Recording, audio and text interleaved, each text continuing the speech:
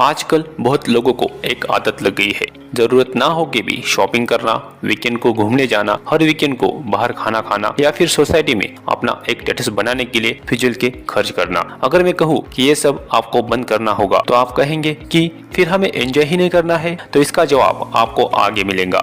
आगे personal finance manage करने के 5 ट्रिक्स बताए गए हैं। इन्हें फॉलो करके आप आपकी पर्सनल फाइनेंस मैनेज कर सकते हो और समझ सकते हो कि मनी मैनेजमेंट कैसे करें, और इससे आप आपके फाइनेंशियल स्टेटस को भी बदल सकते हो। इसलिए इस वीडियो को अंत तक जरूर देखना, क्योंकि आधा नॉलेज सबके लिए घातक होता है। तो चलो शुरू करते हैं। Number 1, budget. आपने इस शब्द के बारे में सुना ही होगा।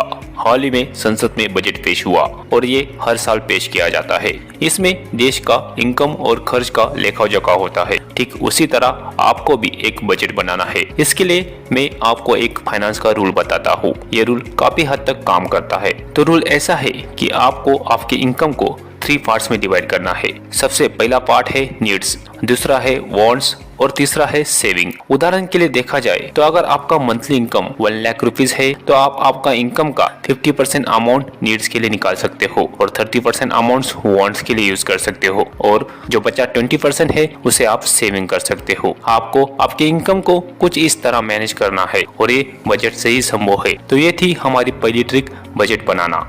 Number 2, decide financial goal. आपने अभी बजट को समझा, अब आपको इसी प्रकार से आपके पर्सनल फाइनेंस को मैनेज करना है। अब हम दूसरी ट्रिक को देखते हैं। आपको फाइनेंशियल गोल डिसाइड करना है। इनमें आप शॉर्ट टर्म और लॉन्ग टर्म दोनों को ही शामिल कर सकते हो। शॉर्ट टर्म गोल में वांट्स की चीज आती है, जैसे कि कहीं घूमने जाना, कुछ खरीदना, जैसे कि कार हो सकती है, इस प्रकार। लेकिन लॉन्ग टर्म गोल में शादी, हाउस, रिटायरमेंट, ये सब चीज आती है। जब आप आपका फाइनेंशियल गोल डिसाइड करते हो तब इसमें आपके सेविंग का बहुत बड़ा रोल होता है। आपके इनकम का 20% अमाउंट जो आपने सेव किया है उसका कुछ हिस्सा आपको फाइनेंशियल गोल के लिए निकाल के रखना है। Number 3, investment. पर्सनल फाइनेंस में इन्वेस्टमेंट का बहुत बड़ा रोल होता है, लेकिन इसमें आपको सही इन्वेस्टमेंट को देखना होगा। मार्केट में इन्वेस्टमेंट के कई मार्ग उपलब्ध है, लेकिन आपको देखना है कि कौन सा गलत है और कौन सा सही। अगर आपको कम रिस्क में अच्छे रिटर्न चाहिए तो आप म्यूचुअल फंड में इन्वेस्ट कर सकते हो। ये सेफ भी है और इससे आपको अच्छे रिटर्न मिलते हैं। आपके गोल के हिसाब से आप SIP में इन्वेस्टमेंट शुरू कर सकते हो। इस प्रकार सेफ जगह इन्वेस्ट करके आप आपका पैसा डबल भी कर सकते हो।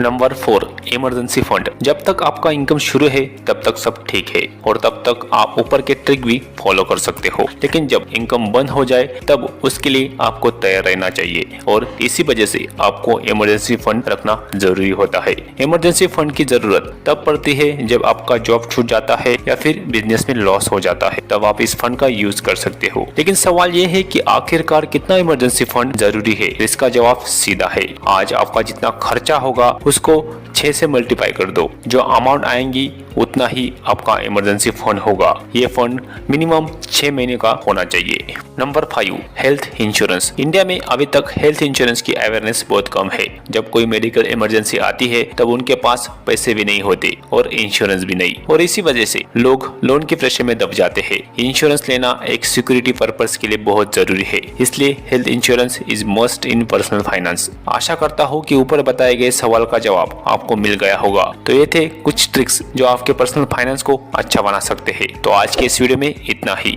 अगर आपको ये वीडियो पसंद आई हो तो इसे लाइक करें और हमारे चैनल को सब्सक्राइब कर ले। मिलते हैं अगली वीडियो में।